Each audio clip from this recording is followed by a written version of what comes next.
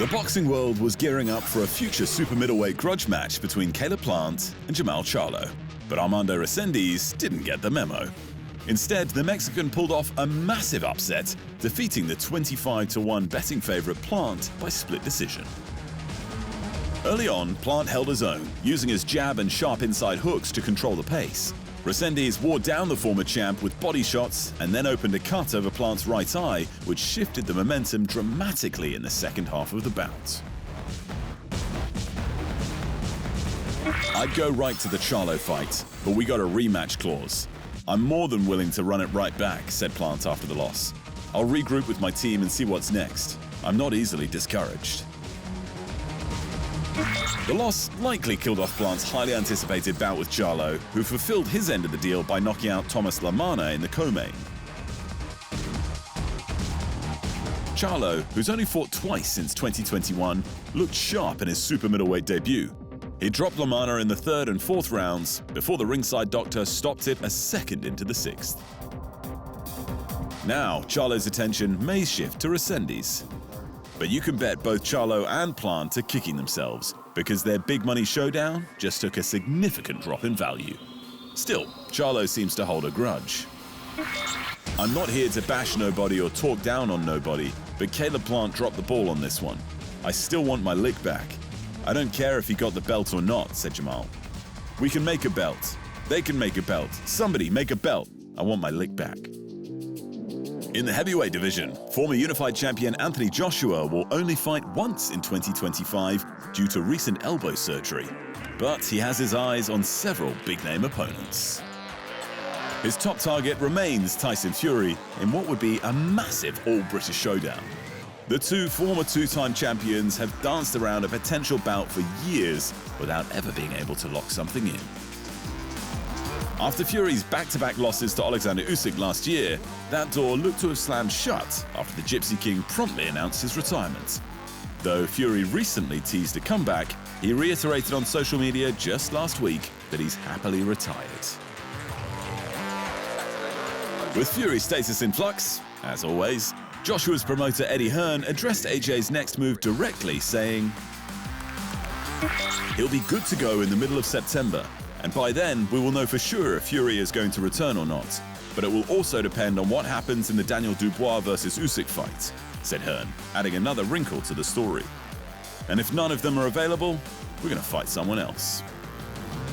In lieu of the Fury fight, Joshua, 35, is also eyeing a potential rematch with Dubois, who knocked out AJ in the 5th round last September. But if the Dubois fight also falls through, Joshua might look toward another long-discussed opponent. And that would be the former WBC champion, Deontay Wilder.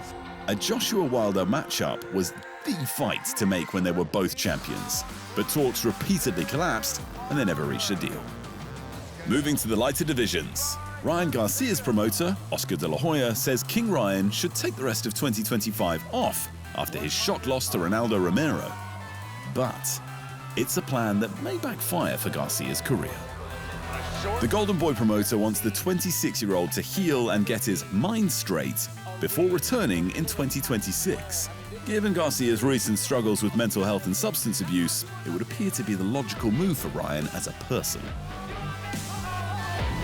The problem for Garcia as a boxer is that he had already been out for 13 months before facing Romero. That absence was due in part to a 1-year suspension for testing positive for a PED after beating Devin Haney in April of 2024. Despite his young age, Garcia's rusty performance against Romero could suggest his career is already on a downward slide. Whether he fights again soon or not, he won't be defeating the champions of his division with another performance like that. Meanwhile, despite Teofimo Lopez's recent fallout with his promoter, Turki Al-Sheikh, one man still wants to see him fight Devin Haney. And that is, of course, Devin's father, Bill Haney. There had been talks for an August 16 bout in Riyadh between Haney and Lopez, but those fell apart after Lopez called Al-Sheikh a dictator in a quickly deleted tweet. Lopez has since publicly apologized, but it's doubtful he'll be headlining any big money Riyadh season cards anytime soon, especially against the likes of Devin Haney. Bill isn't letting up though.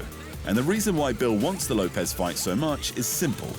Devon's championship ambitions have been replaced by financial ones after his brutal but extremely bankable loss to Garcia. The issue for Devon is that his options at junior welterweight are limited. Without Garcia or Lopez, there are no other big names for him to fight. And with Garcia's future now in doubt, Lopez might be Haney's only viable opponent. And finally, to the Olympics. World Boxing, the sport's new governing body, has announced a major policy shift. All athletes, including Olympic champion Imane Khelif, are now required to undergo genetic sex screening to compete in upcoming qualifying events. The introduction of mandatory testing will be part of a new policy on sex, age and weight to ensure the safety of all participants and deliver a competitive level playing field for men and women, said World Boxing in an official statement. Khelif, who won gold at the Paris Olympics and was explicitly named in the announcement, had previously faced scrutiny at the 2023 World Championships. But she and Taiwan's Lin Yuting, another Paris gold medalist, were disqualified by the IBA over undisclosed test results.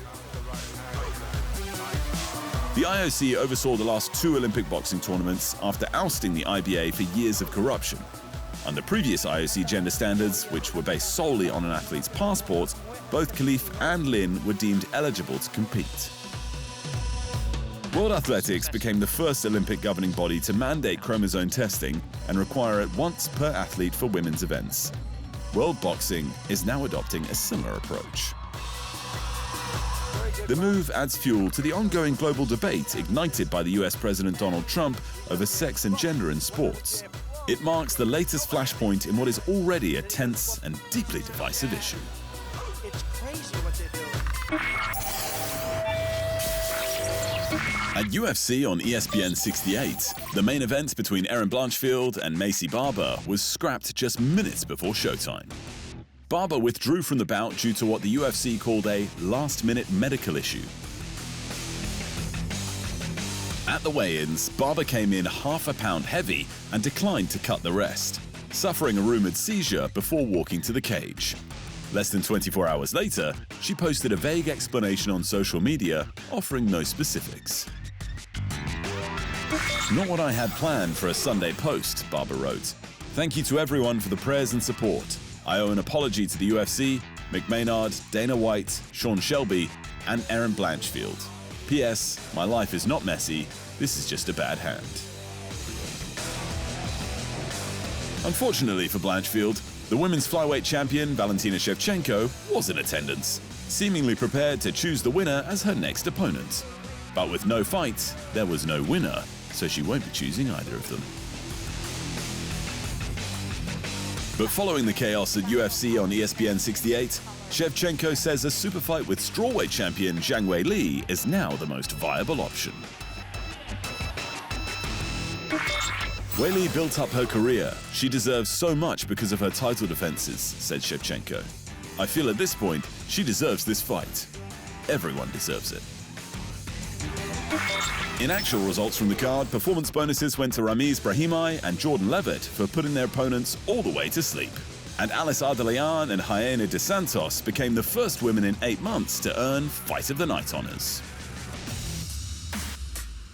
In other UFC news, light heavyweight champion Magomed Ankalaev is growing tired of waiting for Alex Pereira to accept a date for their rematch. Now he's prepared to move on to someone else. Alex, done. He never coming back. Let's move on, tweeted the champ. June, July, August, I said yes. If Pereira doesn't return, former champion Jiří Procházka is expected to be next in line. Procházka has had 2 recent opportunities to reclaim the title, but Pereira turned him back twice, so he'll be eager for whatever date they offer him. Meanwhile, hopes for a true Noche UFC event to finally be held in Mexico have been dashed yet again. This third, now annual Mexican Independence Day event was scheduled for this September 13 at the Arena Guadalajara, but the event will now take place in San Antonio, Texas, due to arena construction delays. And finally, former 2-division UFC champion BJ Penn was arrested in Hawaii for allegedly abusing a family or household member.